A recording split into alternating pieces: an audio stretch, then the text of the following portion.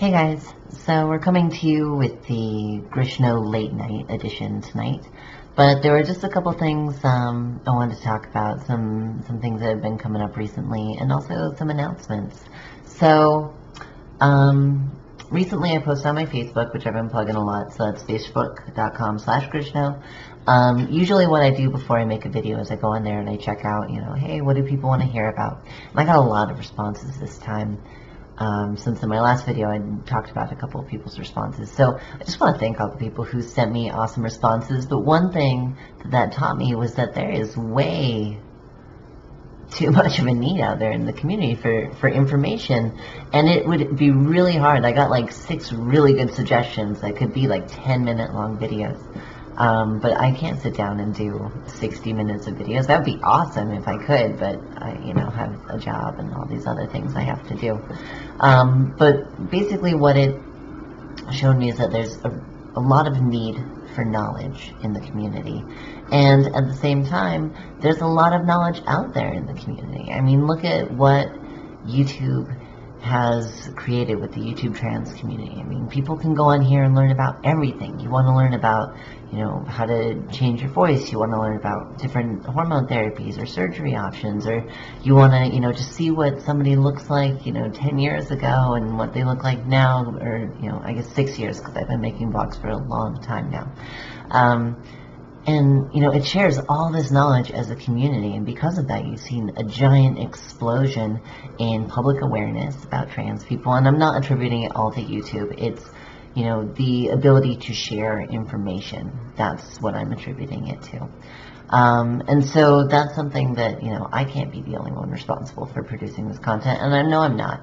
But what I'm getting at is that there needs to be like one space where people can come together and talk online. So one of the things that I've noticed in being in a lot of different trans communities over the years is that everyone's kind of pocketed around in their own little places.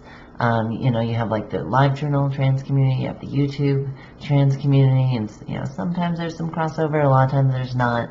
There's communities out there who have who have no idea that there's a YouTube trans community or things like that. Like, there's all these different communities, and there's so much knowledge in these communities that if we just had a way to like share that knowledge and be able to, I don't know, that's what the internet's for. So with that in mind, another shameless plug, and I'm just full of them tonight, but that's all right because it's the late night edition, and that's just how we roll, right?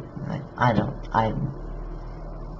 have no idea what that is. Anyways, shameless plug time right here, transgenderliving.com. So this is actually the site that I've had for a while. It initially started out as Grishno.com, which was like at first it was the site about me, and it had all my video blogs and like offline content and stuff like that. And that was fine, but that was like a lot of work to maintain. And it was something I was able to maintain a lot when I didn't have a full-time job, or, when I was doing YouTube basically as my full-time job, which was just after I moved here from San Francisco. I was able to devote a lot of time to that, but when I had a job, it kind of felt stagnant because I just didn't have the ability or the time to be able to produce that amount of content. And so I tried to change the site around to like a more static sort of thing, like tsroadmaps.com if you've been there.